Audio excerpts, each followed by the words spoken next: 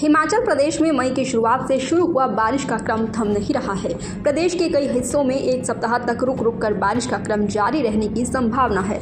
इस दौरान कई क्षेत्रों में अंधड़ और ओलावृष्टि चलने का भी अलर्ट है। राजधानी शिमला में आज भी दोपहर बाद हल्की बारिश हुई है। बीते 24 घंटे के दौरान शिमला, सोलन, सिरमौर, हमीरपुर, लाहौल स्पीति में हल्की बारिश दर्ज की गई है। मौसम विज्ञान केंद्र शिमला के वैज्ञानिक संदीप शर्मा ने कहा कि 6 से 9 मई तक राज्य के कई हिस्सों में हल्की से मध्यम बारिश के आसार हैं, जबकि 10 से 12 मई तक कुछ स्थानों पर हल्की से मध्यम बारिश की संभावना है।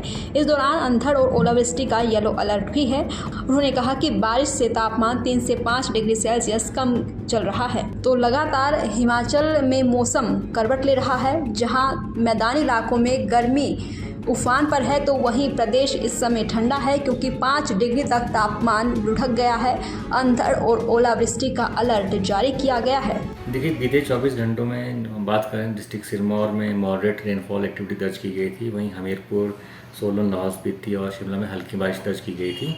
आगामी देखिए मौसम की बात करें तो 6 मई से लेकर 9 मई तक संभावना ये है कि जो प्रदेश के जो मैदानी क्षेत्र हैं और जो मध्यवर्ती डिस्ट्रिक्ट, यहाँ पे हल्की से मध्यम बारिश होने की संभावना है। साथ में इन्हीं जो बेल्ट है जिसमें डिस्ट्रिक्ट चंबा, कांगड़ा, कुल्लू, मंडी है, शिमला है और सिरमौर का कुछ एक क्षेत्र, यहाँ पे थंडरस्टॉर्म लाइटनिंग भी हो सकती है। और इसको देखते हुए आगामी 4 दिनों के लिए इन्हीं डिस्ट्रिक्ट्स में थंडरस्टॉर्म लाइटनिंग के साथ देखिए आज 6 मई को जो हमारे डिस्ट्रिक्ट सिरमौर है, सोलन, शिमला है, मंडी, यहाँ पे 1-2 स्थानों में ओलावृष्टि होने की संभावना है। तो आज 6 मई को ओलावृष्टि का अलर्ट जारी किया हुआ है।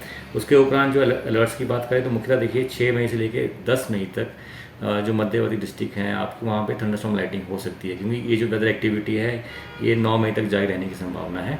इसी दौरान तापमानों की बात करें, देखिए बीते 24 घंटों में प्रदेश के अधिकांश क्षेत्रों में जो दिन के तापमान है वो सामान्य से तकरीबन 3 से 5 डिग्री कम दर्ज किए गए थे।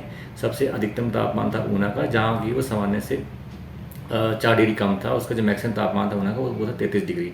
शिमला की बात करें तो 17.5 था, जो कि सामान्य से -6.2 था।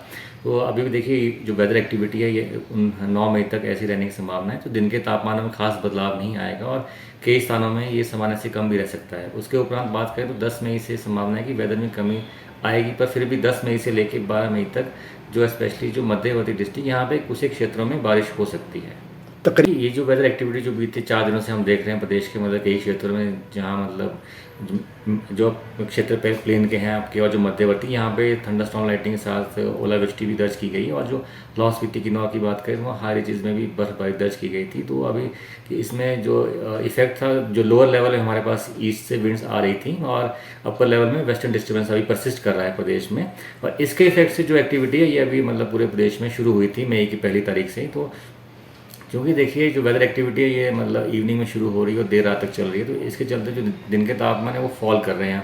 और जैसे ही नेक्स्ट डे आ रहा है तो ऑलरेडी क्लाउडिंग, जैसे आप देख रहे हैं कि कई क्षेत्रों में क्लाउडिंग छाई हुई है, तो जो दिन के तापमान है वो बहुत राइज नहीं कर पा रहे हैं, इसलिए वो सामान्य से कम चल रहे हैं पूरे प्रदेश में। तो ये जो एक्टिविटी है ये देखिए जो लोअर लेवल में ईस्टली विंड्स हैं और जो अपर लेवल में वेस्टर्न डिस्टर्बेंस है, इसके जो इफेक्ट से जो एक्टिविटी प्रदेश में हो रही है अभी। दैनिक सवेरा के लिए शिमला से कपिल ठाकुर की रिपोर्ट।